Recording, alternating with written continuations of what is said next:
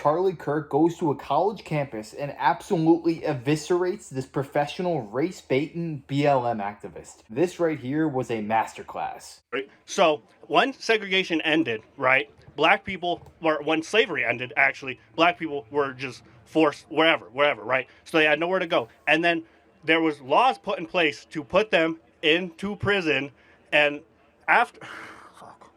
It's okay. No. What's your name? Guys, what's your name? Jackson. It takes a lot of courage to come up here. Yeah, no, Let's just take a deep breath. Okay, I'm not here to pick on you. No, and I appreciate it. No, it's okay. I know this can be very intimidating getting to a crowd like this. So just take a deep breath.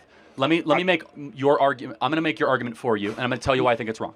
Okay? Okay, yeah. Is that fair? Yeah, sure. Okay, so the argument that is being made that you want to make is that there's legacies of injustice. Yes. And that those legacies impact one generation after the other. And when those things get handed down, you have what is a system or a systemic issue that isn't just isolated in 2024. So the argument that you're making is that what happened in 1954 does impact 2024 of decade after decade after decade. Let me tell you my response to that. Of course, there is some truth to that. However, every culture, every person in this audience can point to issues that families or generations prior had that we're able to overcome. So the question is, why is it that Black America is one of the only populations, that and Native American populations, that have not been able to overcome such evil, horrors, and injustices? Here's my perspective, and I want to hear what you have to say, is that the number one way to keep people out of poverty, lower the crime rate, and have a better society is whether or not you have a mom and a dad around. Would we agree that's an ideal? Yeah? Cool. Yeah. And so what happened in 1964 is that 25% of Black youth were raised by a single mom. Today, it's nearly 75%, about 70%. So that means that 1 in 4 Black kids will have a father around. Only 1 in 4. That's the number one issue happening in the country, and it's not because of systemic racism. I'd like to hear what you have to say about that. Okay, so I think I misjudged you at first. When you brought up the 1350 stat, I had just assumed that it was inherently eugenics based, kind of, so, and that's where mine came from. I think we are on the same page that we know what the problem is, and that's what I mean.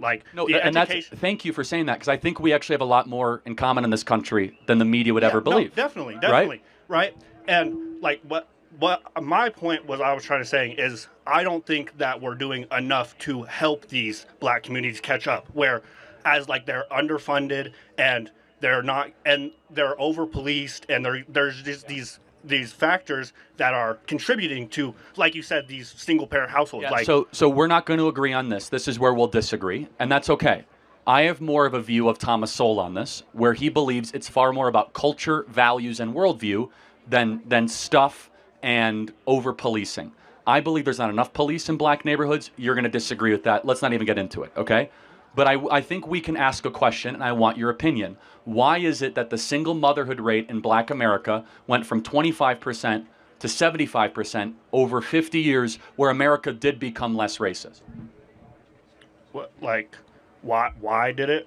Yeah, so what caused Black America to go from one of the strongest nuclear family communities in the country to now the weakest by far? I can't answer your question. No, that's okay. No, that's great. And it's hard to get up and have these conversations. Here's my opinion. My opinion is that, yes, there was some social welfare that subsidized single motherhood, which means it's easier to get cash from the government if you say you are single than if you are married. I think we can agree that's stupid. That shouldn't happen, right? But I would love your perspective on this. Do you think in Black culture, getting married and staying with one woman for your entire life is elevated and celebrated? No. Not at all. I think that's the problem.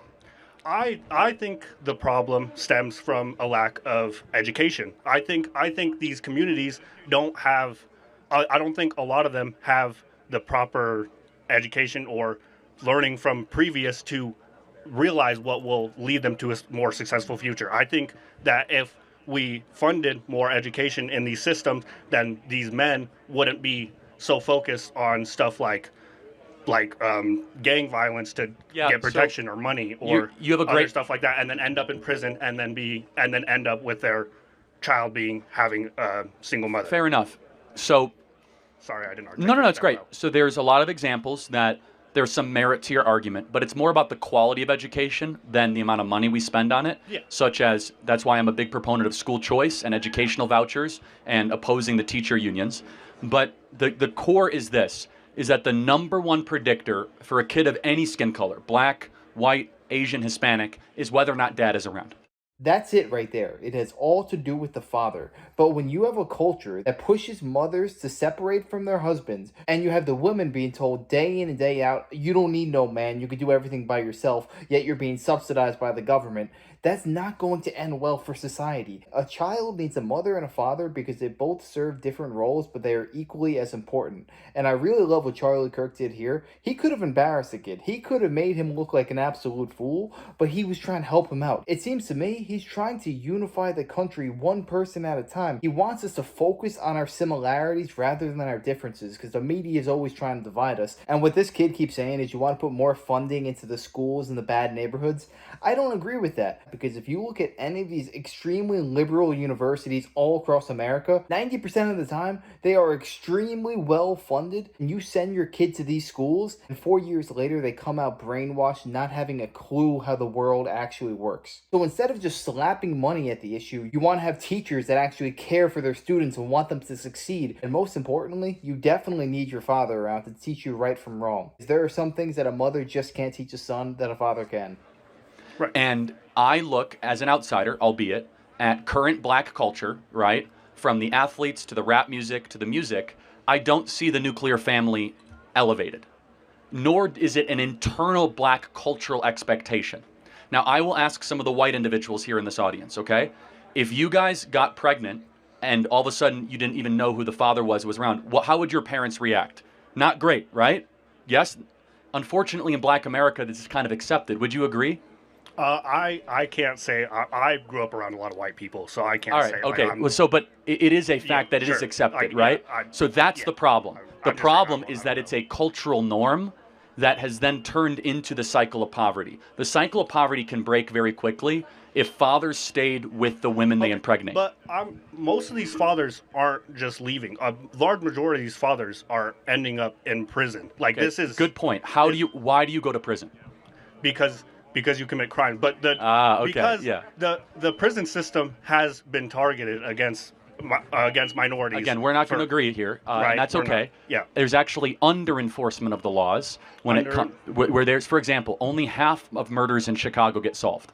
Right, but are they all black people, though? Almost all of them, yeah. Like 80, 80. If they're not solved, how do we know that they're black people? Well, because it's a black victim in a black neighborhood by a black gang. So it's like you can assume at a great approximation that in the west side of Chicago... 50% of the murders in Chicago that go unsolved are all black people. Not all. No, I said 85%. But we don't know who the perp is. But again, if you have a black victim at 2 a.m. in a black neighborhood, it's reasonable to say that it was a black-on-black crime. 90% of murders after 2 a.m. in Chicago are black-on-black crimes. I'm from Chicago. Right. I happen to know it. Right? But like half of all murders in Chicago are unsolved, which that means half of all murderers are walking free.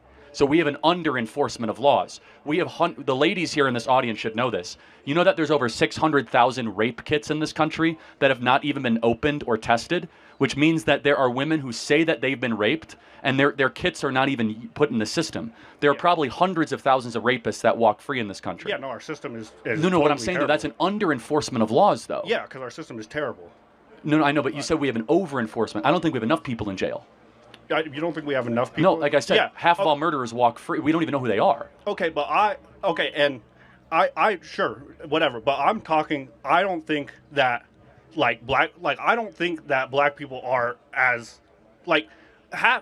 more than 50% of exonerations from prison are black people. Like, a black person is more likely than any other race to be tried for a crime that they did not commit, and then to be released from prison for a crime that they did not commit. That's not totally true. Let's pretend that it is. It's because they're in front of the justice system more because of the high crime. But let's try to find some agreement. I'm talking percentages of exonerations. No, it's because they're in the system more, though. It's because you have more cases. But anyway, let's pretend that's true. Let's pretend the system's totally racist. Actually, there's more white people in the system because white people make up no, for sure. So you're just incorrect there, right? Like you're doing to me. But they don't commit as many crimes. Okay, so let's be cordial. Let's be cordial. You're not being, so let's calm down a little bit, okay? You're not being. Am I being sweet to this guy? Okay, but All right, let me ask you one question in closing, though. Okay. If you could, okay, if you could say to Black America, here is more money, more stuff, more housing, or more fathers, which one would you choose? More funding. I don't think, because fathers, I think that you need to solve the problem from the bottom. I don't think you can just plant a bunch of fathers in and they're going to stay there. Like you said, they're just going to, like in the culture, it's not part of the culture. So they would just No, leave. it's a hypothetical, meaning if the fathers were to stay. Were to stay? Yeah. Okay, yeah, sure. If like I just knew for 100% fact that they were going to stay. No, sure. we have agreement. So during the BLM stuff 4 years ago, did we hear anything from the national BLM leaders or anybody about black dads staying around with women they impregnate? Did anyone mention that? No. Why? It's the fundamental issue. The fundamental issue is if you have a father around, less likely to commit crimes, more likely to graduate high school, more likely to get a job, less likely to be in poverty. How do we get there? Like this is what I'm like. No, how do we get there? Well, the first of which is you must raise the standard of expectation, both internally and externally in the black community, that we're not going to put up with men, because we're both men, fleeing the women that they impregnate. Yeah. That we will say to men that flee the women that they impregnate, you're a loser, we're not going to tolerate you, we're not going to be friends with you, that you're the scum of the earth, that if you impregnate a woman and you just run away from them. Most definitely. Do we do that right now? I don't think all men do. I think this is very common. What's the word I'm looking? I think this is very common in just masculine culture in general. Is that men won't do that too? I actually think it's the opposite of masculine culture. Like, too. I think it's not feminine. It's something else. No, just fleeing from the difficult. Well, no, but I'm saying in male circles. I feel like that is something that males would praise, or at least around my age range. That's something that happens. So then I think we need to demand better. I don't know what that kid's talking about, because that is just as cowardly as it gets. A woman you want to protect and provide for. You want to be there for her if anything bad would ever happen. You don't want to leave them high and dry because it's inconvenient to you.